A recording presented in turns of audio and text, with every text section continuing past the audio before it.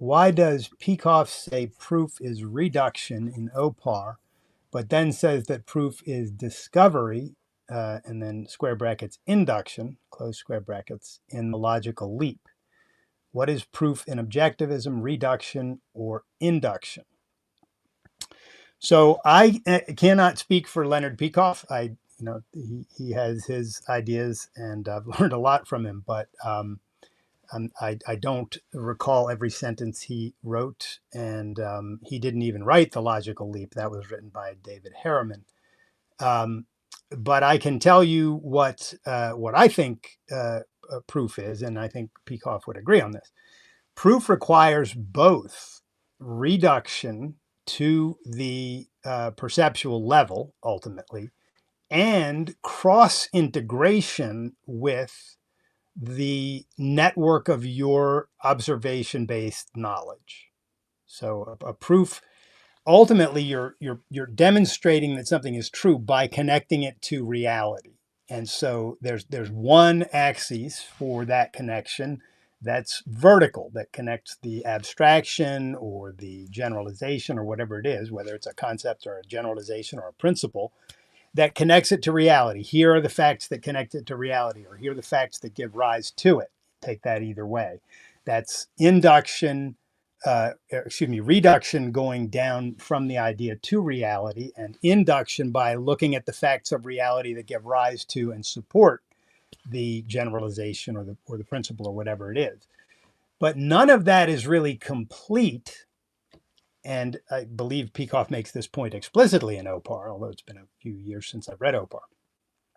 None of that is really complete until you have checked it against the other observation-based knowledge that you possess. And if it integrates non-contradictorily with your other observation-based knowledge, then you have proven it to yourself to be true. And that is the process of proof.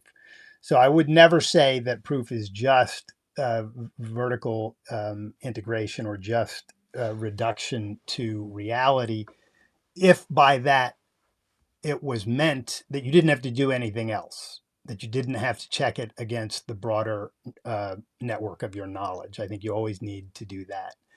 And the reason, it kind of depends on the level of the abstraction. If you're dealing with an extremely abstract subject, to take the concept of individual rights, right? So this is super high level abstraction. You can't even get your head around it unless you have a whole lot of knowledge about morality, a whole lot of knowledge about human nature, a fair degree of knowledge about government, history, the whole lot of things you have to know.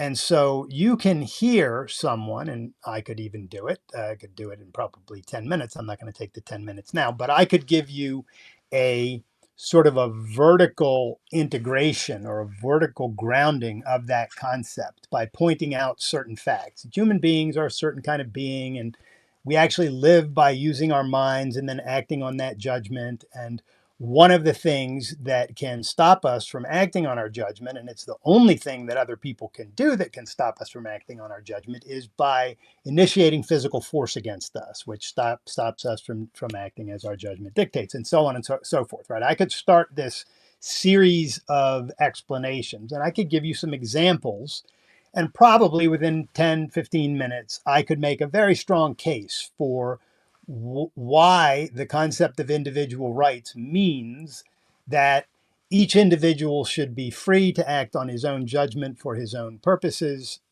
so that he can live fully as a human being, or something to that effect.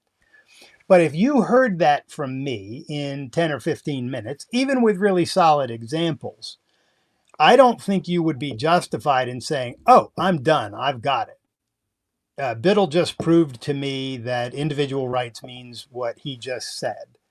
I think the onus would still be on you as an independent thinker to say that. You could say to yourself, that really seems to make sense to me. I can see how those ideas had this hierarchical structure and grounded in a fact about human nature. And so I'm fascinated by this, but I think your next step, and I suspect it would be your next step, would be, I'm going to think about this more and test it against other ideas. I'm going to try to attack this idea from different angles and perspectives. And then if you did that over the course of, a few weeks or a month or two, I think you would be able to prove to yourself that this is what rights are, and these are the facts that give rise to the need of the concept and all of that. So there's an example right there that I think you can work with to see why the vertical connection or the reduction to reality is a necessary feature or aspect of proof, but it's not a sufficient aspect of proof, at least not for very high level concepts.